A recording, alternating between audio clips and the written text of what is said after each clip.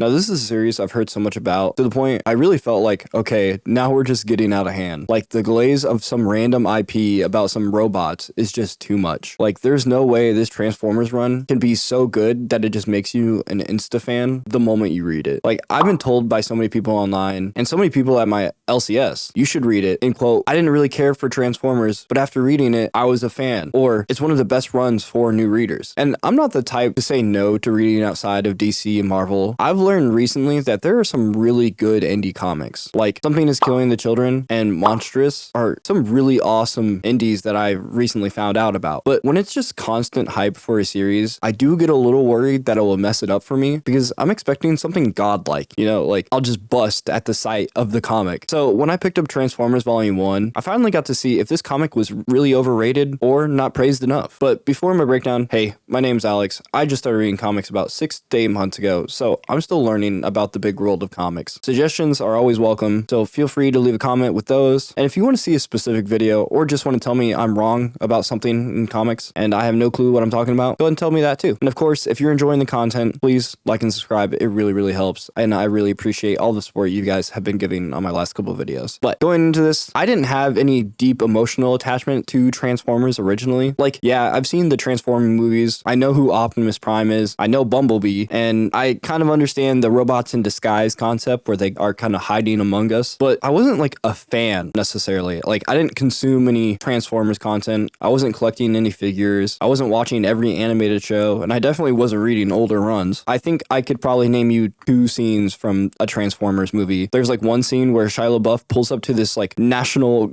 government food facility or something, and I can't remember exactly what he was doing there, but he was trying to get inside to find some Transformers, I'm assuming, and starts losing his mind when they scratch his car. Like, that's like literally the most context I have for Transformers. Aren't the collector's item? I wouldn't do that. You're crazy!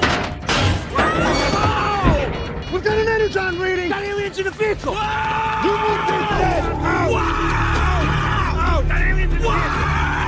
So when I started reading Volume 1, written by Daniel Warren Johnson, also, side note, I was already a fan of Daniel Warren Johnson because of Absolute Batman Annual. The art and the story is so fucking cool in those. Like, what's cooler than Batman beating up white supremacists? I can't think of anything else. So because it's from Daniel Warren Johnson, I'm expecting something solid at minimum. But I was not expecting to feel something, especially for characters that I've never truly met and really cared for at all. And that's where this run really surprised me. The first thing that stuck out to me is that this book is violent, like shockingly so, and more than I expected. I feel like Daniel Warren Johnson captures this brutality perfectly though. It's like similar to like watching like a WWE wrestling match that just has gone too far, and it's just sick. Like, it's so cool the way he draws these fights. It's really, really awesome. Like, in the opening conflict between the Autobots and the Decepticons, the violence isn't like cartoonish at all, I feel like. It's brutal. Like, metal tears apart, bodies are being ripped apart, there's weight to like every punch, and the execution of Autobots and Decepticons feel real. Like, that's it. That person isn't coming back. His head's gone. That change in tone really pulled me in. I feel like this is really different from super comics I read. When someone dies, it's like,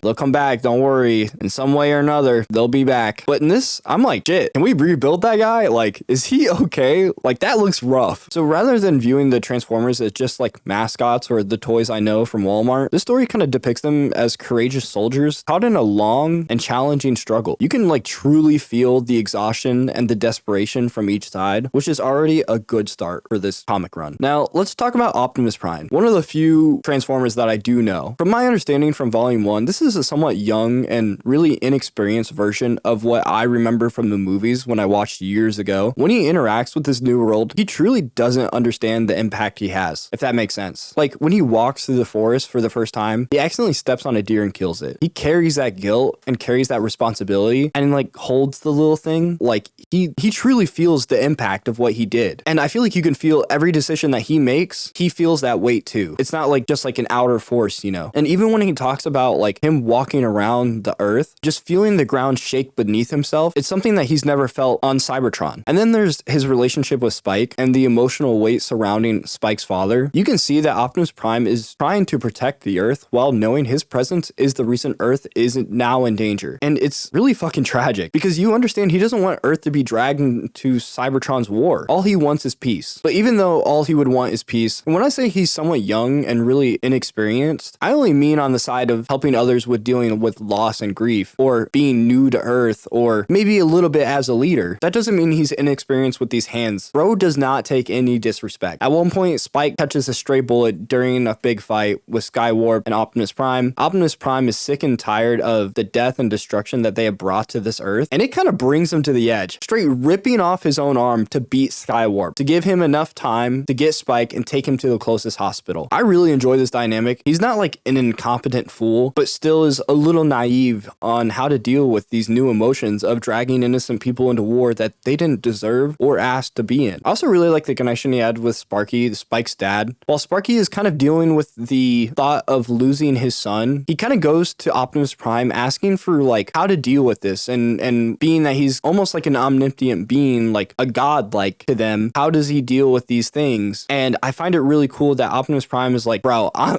just like you. Like we basically the same thing. And I think that like just kind of grounds him. It almost feels like a Superman moment where Superman, even though he's like this god-like being, he's still just as human as anyone else. And I love that narrative between them. This kind of leads me to my next point. The value of human lives in the grand scheme of things is truly immense, especially to Optimus Prime. At one point, after Optimus Prime brings Spike to the hospital, unfortunately, the Decepticons kind of follow them and realize that Optimus Prime will die protecting this place, and realizes that he could take advantage of that. So as he destroys the generator, putting Spike's life more at danger than it already was, this pisses off Optimus Prime. And after dealing with the Decepticons, he kind of has to pull out his heart thing. I can't remember what it's called, but you know what I'm talking about. He pulls it out and then powers up the whole hospital, risking the last bit of power that Optimus Prime has just for himself, putting him in a really, really rough spot. And I feel like it just kind of shows like the distance that Optimus Prime will go to protect the human lives, even though he has nothing to do with them. Like, yeah, he brought these people here, but he really could just walk away. The value of human lives to him is worth everything. And another part of the story that shows the value of human lives is the story of Carly's journey through the heartbreaking loss of her dad. She carries a heavy emotional burden, and her search for comfort feels both relatable and moving, but also really sad and almost self-destructive. In her search to find strength to kind of get back what she had, she decides to dive into learning on how to use the weapons and how to aim like a soldier. That choice feels a little unfair though, kind of raises the question of why should a young person like this have to face such a dangerous situation? It's a lot for anyone to deal with, but even worse to deal with as a child. Still, I totally get her desire for revenge though. After such a huge loss, if I were in her shoes, I might also do the same and just kind of throw caution to the wind and try to get vengeance for someone that I love, especially when I felt so alone and had no one else to go to. On the flip side, it feels a bit much for her to want Cliffjumper to take a life later on though. Both her and Cliffjumper have suffered the pain of losing someone by the Decepticons, which makes their desire for revenge totally understandable. I feel like who wouldn't want that? But the decision to take a life is a big deal, and it can mess with a person's soul. It needs to be something thought through carefully, I feel like. While I feel for Carly, I understand where she's coming from. I feel like it's a lot to expect Cliffjumper to act in a way that she might not fully comprehend, being that she's not full-grown adult. In the end, the story kind of hits home with an important message of everyone grieves differently. This theme adds the depth to all the characters and their relationships, making the whole narrative feel really, really, really powerful. Now, I want to talk about the art a little bit. Daniel Warren Johnson, like I said earlier, one of my favorite artists, has such a fun and chaotic art style, and I absolutely love it. His action scenes are so much fun. It has such a burst of energy in each panel, I feel like. They're so explosive, and I feel like you can almost feel the battle happening, you know? Just the way he sets up his panels, it's just insane. I love it. It's really cool. And just the texture that he adds to all of his drawings, just amazing. But what I find more impressive than the action is how he handles the quieter moments in his work. The way his characters express their emotions, it just really gets to me. Just like the slight tilts of the head or change in body language, and it can reveal so much of what they're feeling rather than just like saying it out loud. And I feel like it's not easy to portray such deep emotions with big mechanical creatures like these. I feel like he does it just the best way possible, truly. Now, I want to talk about one thing I kept hearing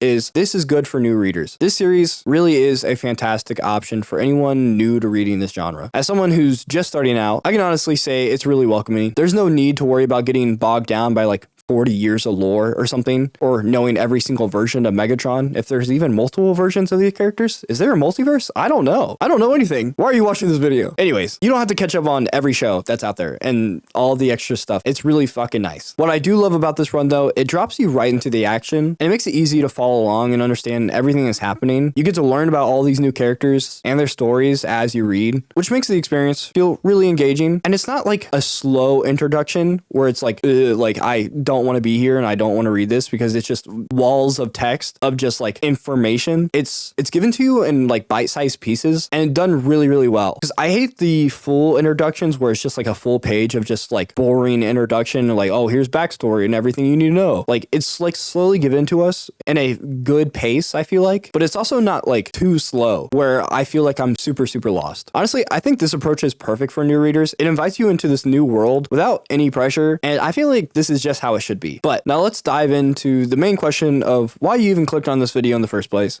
Was the Transformers series overrated? In my opinion, absolutely not. However, it did deviate from my initial expectations. I was expecting something a little lighthearted, maybe a little goofy funny, but it was not that. It was a lot darker than I thought it was and a little more gritty, and I really appreciate that. I feel like this was a way better tone than what I was expecting, and I feel like a lot of the praise that I was hearing from other people though, I thought it was literally driven by just nostalgia, with fans exaggerating like everything about this book, and that's when I discovered that they were not lying. From strong character development to clear emotional stakes, the writing brings characters to life in a way that is both engaging and relatable. The art is dynamic and visually appealing, enhancing the storytelling rather than overshadowing it. Does this mean the series is flawless? Not at all. If you're seeking a intricate sci-fi political lore with heavy explosions right off the bat, I feel like Volume 1 does a really good job of capturing kind of both, and it really takes you in. And if you're like me, someone who primarily enjoys DC and Marvel comics and who has only recently begun to explore the indie comic scene, don't let the mindset of it's just robots deter you. This series serves as a really powerful reminder that the way the story is executed can be far more significant than the base concept. Like, I literally did not care about Transformers before this, and now I just bought a lot of these issues, and yeah, so my bank account's pissed, basically what I'm saying. So I think you should read it. Everyone else thinks you should read it. It's not overrated. I'm sorry if you feel clickbaited, but the series is low-key just peak. It's not even low-key, it's just peak. It's really a good time. But yeah, that's the video though. I really appreciate you guys. Thanks so much for watching. New ranking video will probably come out either next week or the week after. We're not really sure. I'm reading a lot of comics, so many comics. It's actually ridiculous. You guys have listed so many that it's not even funny. My read list is literally like 8 pages on Google Doc. So I appreciate that. Thank you so much. But yeah, like and subscribe if you guys enjoyed the video. I'll talk to you all later. Peace.